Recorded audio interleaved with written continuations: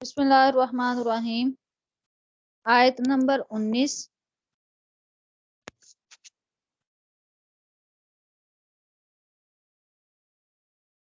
سورہ ملک۔ اولم یرو الی الطیر فوقہم صافات ویقبضن ما یمسکہن الا الرحمن انہ بکل شیء بصیر۔ کیا انہوں نے اپنے اوپر پر پھیلاتے سمیٹتے پرندے نہیں دیکھے؟ انہیں رحمان کے سوا کوئی نہیں روکتا، بے شک ہر چیز کو وہ جاننے والا ہے۔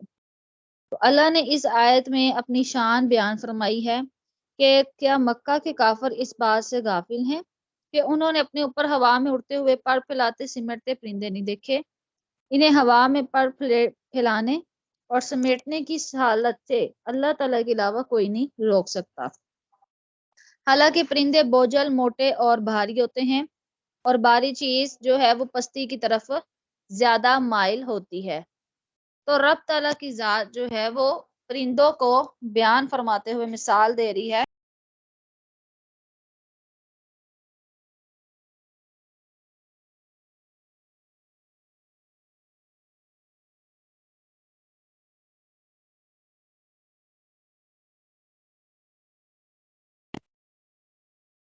تو رب تعالیٰ کی ذات پرندوں کو مثال بناتے ہوئے ارشاد فرما رہی ہے کہ کیا مکہ کے کافر لوگ اس بات سے غافل ہیں کہ انہیں آسمان پہ اڑتے پرندے نظر نہیں آتے؟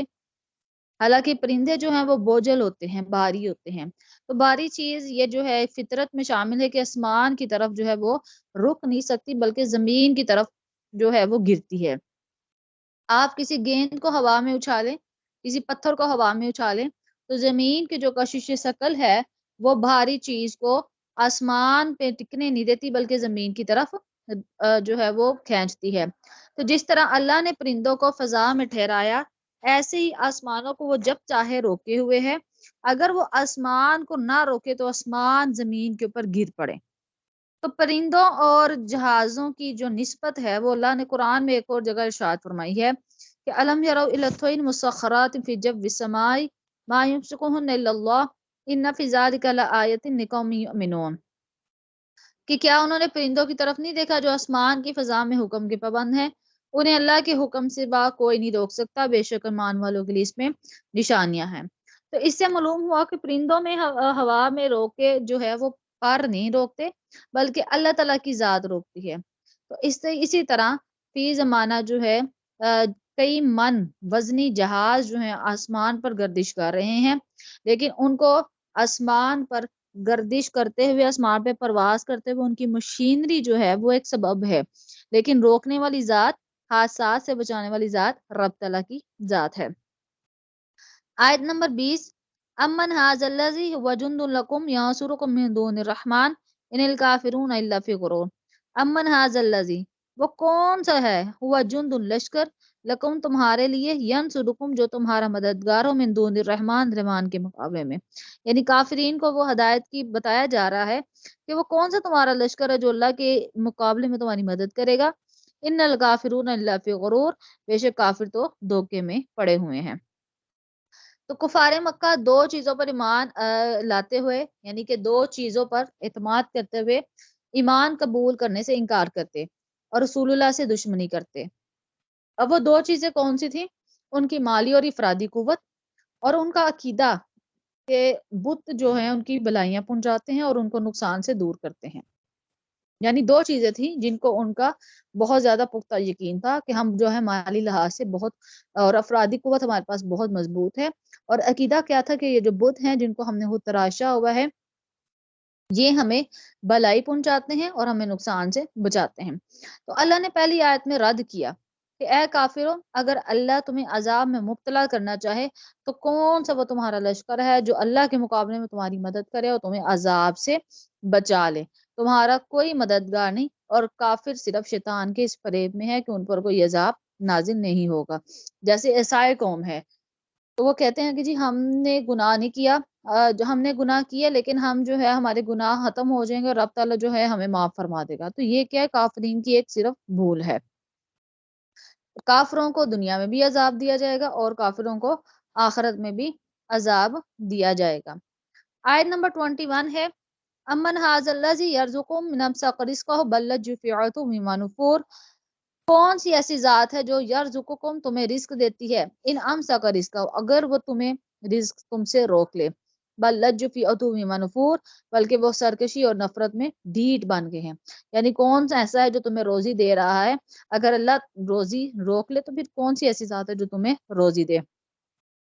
تو اس آیت میں اللہ تعالیٰ نے ان کی دوسری جو قوت تھی، یعنی جن کو بتوں کو وہ وسیلہ سمجھتے تھے، اس کا رد فرمایا ہے کہ اے کافرو، اللہ ہے جو تمہیں رزق دے رہا ہے، اگر اللہ اپنا رزق اور اس کے پہنچنے کے اسباب، یعنی بارش یا دھوپ، یعنی کہ فصل ہے نا، فصل بارش اور دھوپ، مطلب ان کو پانی لگے، ہوا لگے، دھوپ لگے تو پھر ہی پروان چڑھتے اور اس پہ سے کھیتی اگتی ہے۔ اگر بارش روک لی جائے، دھوپ روک لی جائے، تو پھر کون ایسا ہے جو تمہیں کھلائے گا، پلائے گا اور تم تک تمہاری غذا پہنچائے گا۔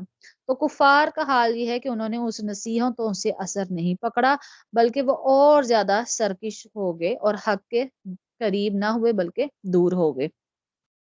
تو اس آیت سے معلوم ہوا کہ ساری مخلوق کو رزق دینے والا ذات جو ہے وہ اللہ کی ہے، اور اس کا بڑا احسان ہے، اتنا عظیم انسان کہ اللہ تعالیٰ نے جو عبادت اس کی کرتا ہے، جو نہیں بھی کرتا، سب کو جو ہے وہ رزق پہنچا رہا ہے، کیونکہ وہ رب العالمین ہے۔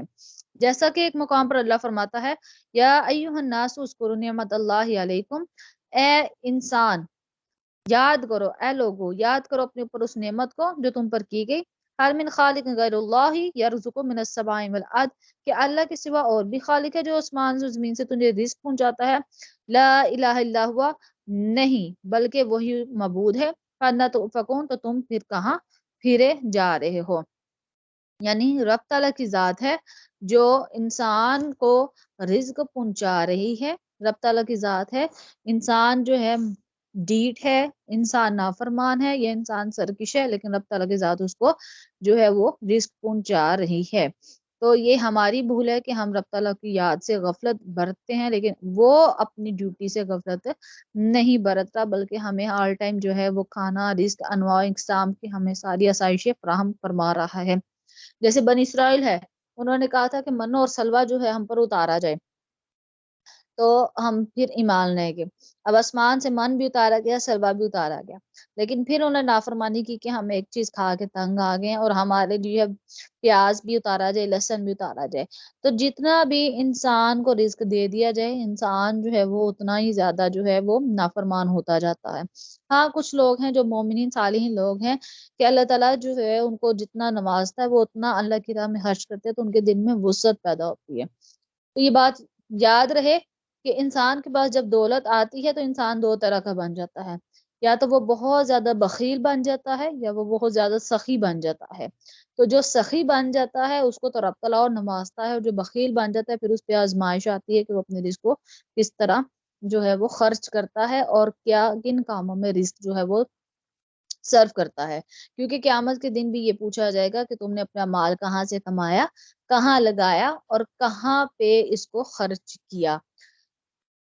ایک اور حدیث مبارکہ ہے جس کا مفہوم یہ ہے کہ قیامت کے دن انسان کا جب حساب لیا جائے گا تو اسے پوچھا جائے گا کہ تم نے جو اپنا مال کمایا اس کا حساب دو۔ تو اس کے مال کو دیکھا جائے گا کہ اس نے حرام کاموں میں لگائے تو اس کو کہا جائے گا اس کو دوزخ میں پھینک دو۔